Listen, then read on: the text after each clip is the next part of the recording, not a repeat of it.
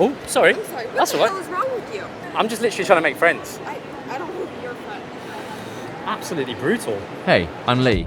I'm moving to New York. I don't know anybody here, so I'm on a mission to make new friends. Are you up for making new friends in New York? No, man, sorry. No. Hello, are you looking to make new friends in New York? I gotta go to Trader Joe's right now. Will you be my friend? Will anyone be my friend?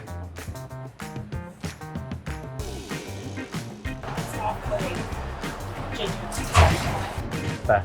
The loneliest man in New York City. Will anyone be my friend? This is the most nerve-wracking thing I've ever done, but I'm not going to give up. I want to be your friend, man. Really? Lee. Austin, nice What's to your meet name? you, man. Austin. Austin, are you open to making new friends? Yeah. Okay. There you go. It's a little bit about me. I've even got a reference to my wife. Hi, I'm Lee. Hi. How are you doing? I'm good. Are you ever open to making new friends? I would say yes. I appreciate it. Great to meet you. I'm actually having some drinks tonight. Okay. It will be fun and really I'll think about random. it. Will anyone be my friend?